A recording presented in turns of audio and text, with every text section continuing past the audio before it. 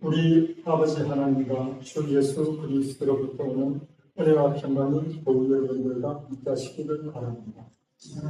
교회 여러분 반갑습니다. 명절 잘 보내셨습니까? 오늘은 연중 28번째 주일입니다.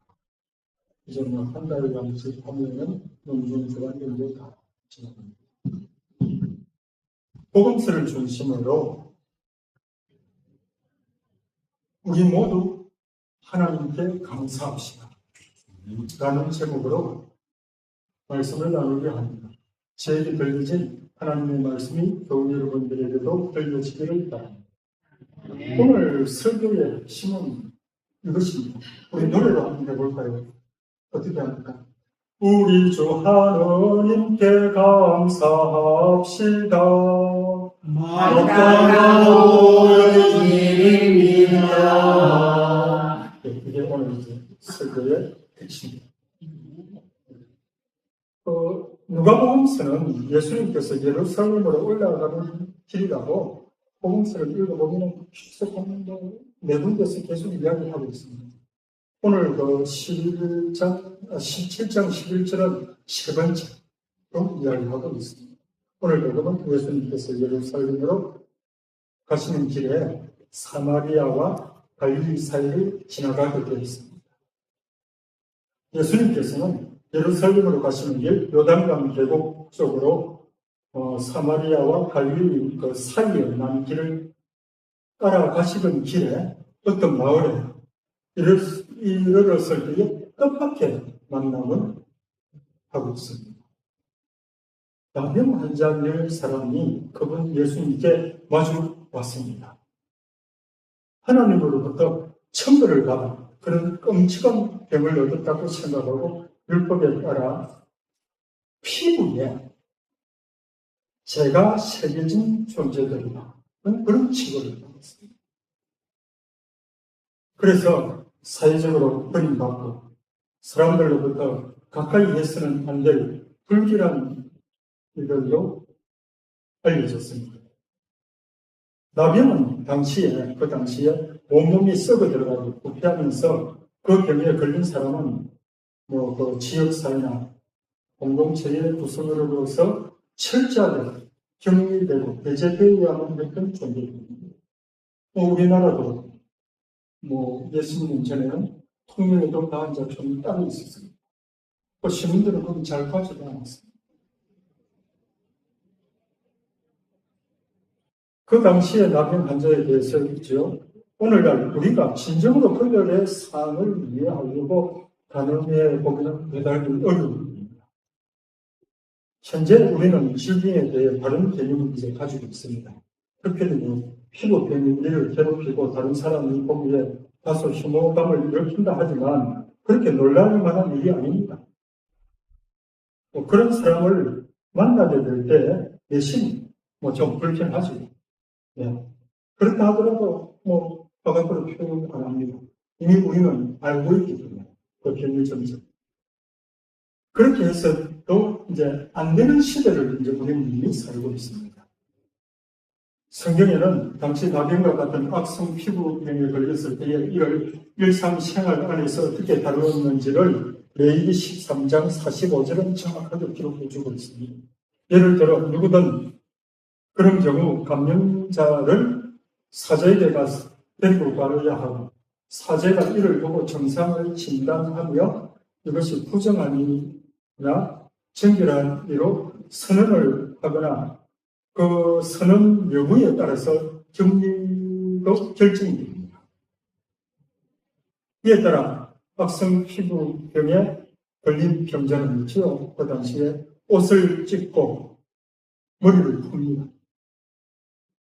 그리고 코수염을 가립니다. 그리고 큰 소리를 외칩니다. 부정한 사람이요, 부정한 사람이요 하고 외칩니다. 병이 남아있는 한 그는 부정합니다. 그는 부정한 사람이므로 동네에서는 못 살고 진영 바닥에 자리를 잡고 혼자 삽니다.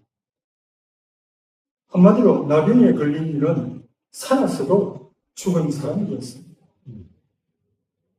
민수기 12장 14절에는 이런 사람을 두고 어떻게 이야기하는가 하면 그의 아버지가, 그 병자의 아버지를, 그의 아버지가 그의 얼굴에 침을 뱉은 사람입니다. 그렇게 기도하고 있어요. 누가복음 5장에서도 이미 예수님께 다가왔던 어떤 나병 환자가 있습니다. 예수님을 보자 얼굴을 안에 대고 엎드려 고치기를 청하였습니다. 이에 예수님께서는 손을 내밀어 그에게 대신히 그 상처를 만지시고 그를 고쳐 주셨습니다. 그런데 오늘 복음은 뭐죠? 길에서 예수님께 마주 왔던 나병 환자 10사람은 멀찍이 서서 예수님께 가까이 오지도 않았어요. 그리고 소리 높여 말하였습니다. 예수 선생님, 저에게 자비를 베풀어 주십시오. 예수님께서 그들을 보시고 가서 사제들에게 너희 몸을 보여라 하고 일렀습니다. 예수님께 자비를 베풀어 달라고 청원하는 나병 환자의 이 외침은 아주 짧고 간결합니다. 충분 자비하시고 너그러운 하나님이시다는 신앙고백이 있습니다. 우리의 주님께서는 나병 환자들이 청원을 할 수 있어도 스스로 청원은 할 수 있는데도 스스로 이룰 수 없는 일, 그의 권능만으로 이루실 수 있는 분이 우리 주님이십니다. 자비를 청하는 나병 환자들의 청원은 예리한 칼날처럼 듣는 이의 마음, 곧 예수님의 마음을 정확하게 찌르면서 도움과 위로를 청하는 고통받는 이의 당신이 있습니다. 자비를 간청하는 이들의 외침을 들으신 예수님께서는 그들을 한 사람 한 사람 찬찬히 보시고 가엾은 마음이 드신 나머지 가서 사제들에게 너희 몸을 보여라 하고 일렀습니다. 그 당시 사제는 율법에 따라 나병 환자의 치유를 선언할 수 있는 사람들이었습니다. 언뜻 보기에 예수님께서 고쳐주겠다는 이야기가 오늘 본문에는 없습니다. 자비를 청하는 나병 환자 10명의 청원을 예수님이 들어주시겠다고 약속하는 말씀도 없습니다. 그렇지만 나병 환자들은 예수님의 분부에 순종하면서 그대로 따릅니다. 예수님께서는 사실 나병 환자의 마음에 담긴 간절함과 그들의 신뢰를 바로 보시면서 주님 말씀에 계속 믿음을 가지고 나병 환자를 초대하고 계십니다. 그렇게 나병 환자들이 예수님의 말씀을 믿고 따르면서 사제들에게 가는 동안에 몸이 깨끗해졌습니다. 나병이 치유되고 깨끗해진 것입니다. 이 복음의 대목은요, 여러분 제 출처입니다. 이 복음의 대목을 기록하는 누가는 분명히 엘리사가 아람 임금의 군대 장수인 시리아 사람 나아만의 병을 고쳐주었다는 사실을 생각하고 있을 거죠. 이미 알고 있었을 거죠. 누가는 예언자 엘리사가 나병의 치유를 청하는 나아만을 문 밖에 나와서 보지도 않고 멀리서도 시부름분을 보내어 그저 요단강에 가서 몸이나 씻으라 하니 나아만이 화가 나서 발길을 돌리려 하다가 구하기를 만류하니까 마음을 돌려서 하나님의 사람 예언자의 지시를 따름으로써 치유받았다는 사실을 분명히 떠올렸습니다.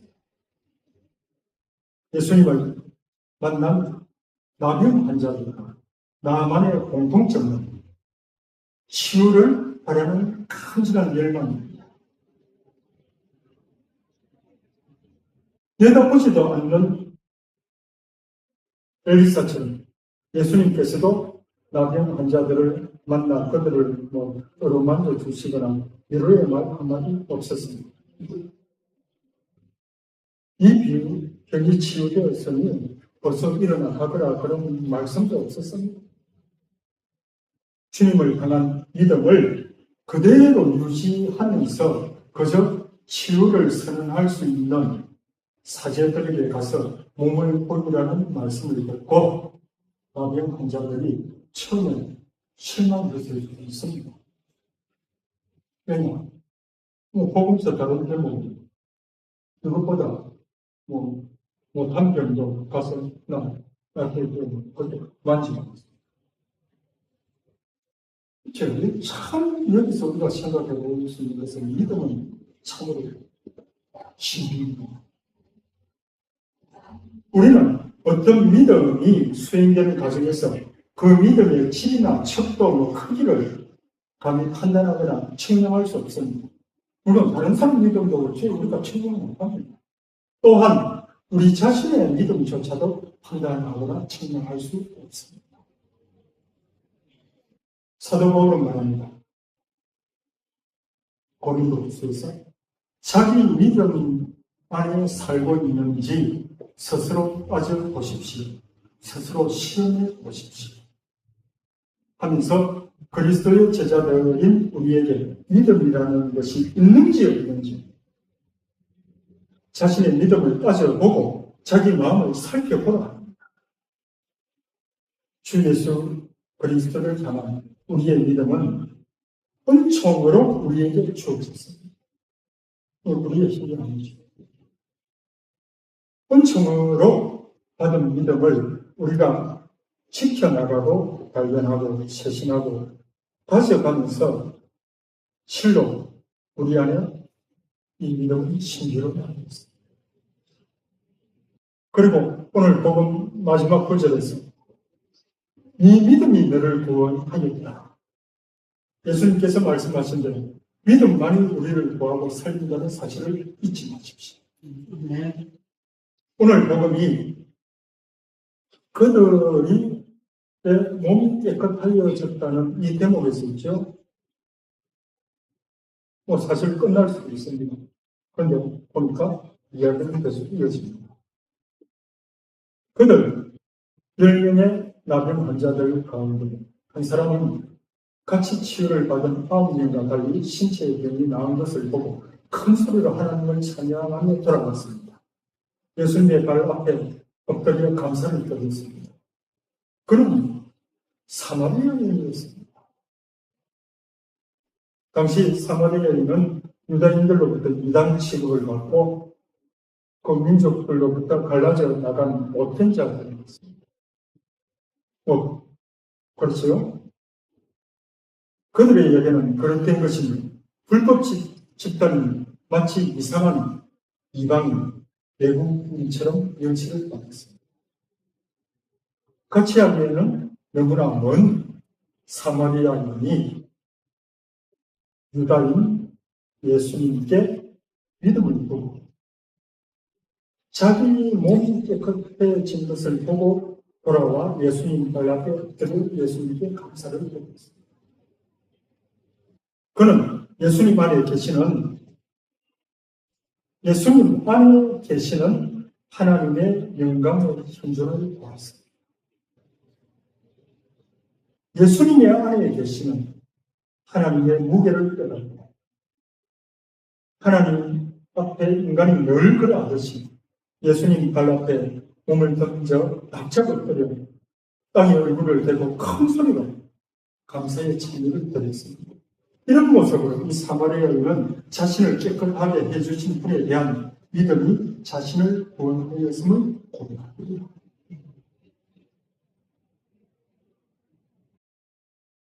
이 사마리아인은 사자에게 가던 길을 가지 않고 예수님께 돌아와 하나님을 찬미합니다. 그는 사제들이 있는 성전이 아니라 예수님 안에 하나님의 현존이 있음을 알았습니다. 육체적인 치유만이 아니라 구원까지 얻을 수 있음을 깨우쳤습니다. 그래서 예수님께서는 이 사마리아인에게 이야기합니다. 네가 깨끗하여진다. 이 믿음이 너를 보호합니다. 사마리아인의 태도를 보신 예수님께서는 10사람이 깨끗하여지지 않았느냐? 그러면 9은 어디 있느냐? 이 이방인, 외국인 말고는 아무도 하나님께 영광을 돌려오지 않았단 말이냐 하시면서 예수님께서 실망하신 것은 뭐죠? 다른 이 감사하기 위해 돌아오지 않았기 때문이 아닙니다. 치유받은 그 10명의 신앙 여정이 주님의 은총과 구원을 얻는 것까지 계속해서 나아가지 못했기 때문에 실망하신 거죠. 그래서 너무 자주신 거지.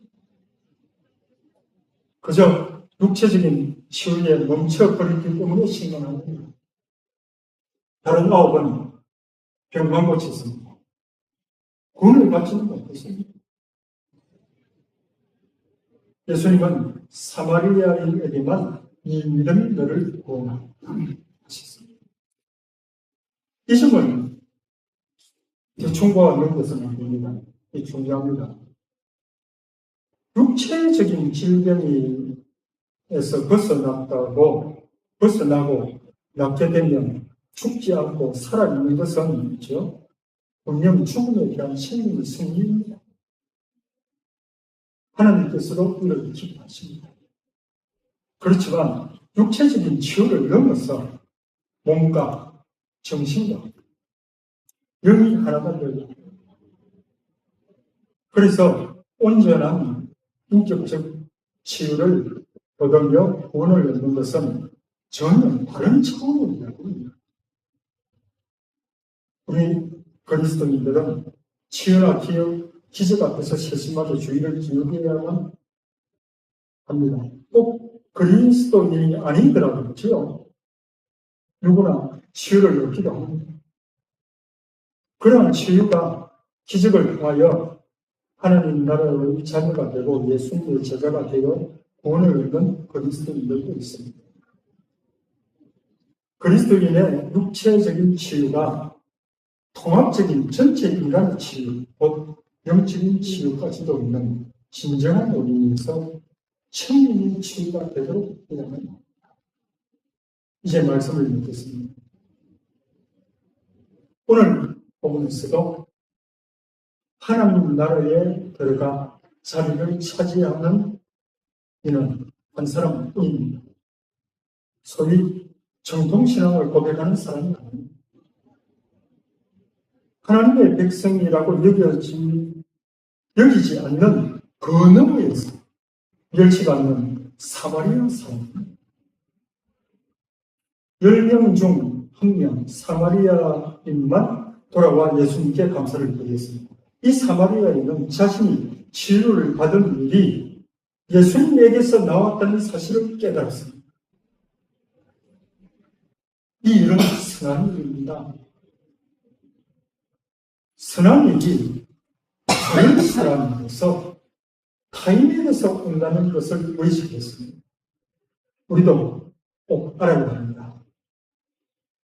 내가 전에 언젠가 누군가 타인의 따뜻한 시선의 대상이 되었음을 기억하는 일이 곧 감사합니다. 저도 어려운 때에 하나님께 감사했습니다. 또 처음 만난 그 임집사님이라는 분의 사랑을 많이 받았습니다. 찾아가 감사하겠습니다. 우리도 주님과의 인격적인 관계와 친교 안에서 드리는 감사와 찬미로 이름을 고백합시다. 우리도 하나님 안에 계시는 하나님의 영광의 형종과 그 무게를 깨닫고 하나님 앞에 인간이 늘 그러하듯이 예수님 발 앞에 몸을 던져 엎드려 땅에 얼굴을 대고 감사의 찬미를 드립시다. 우리 자체를 구원하시기 위하여 우리에게 다가오시고 스스로를 드러내시는 하나님의 은총과 사랑이 저 여러분들과 함께 하시기를 바랍니다. 아멘.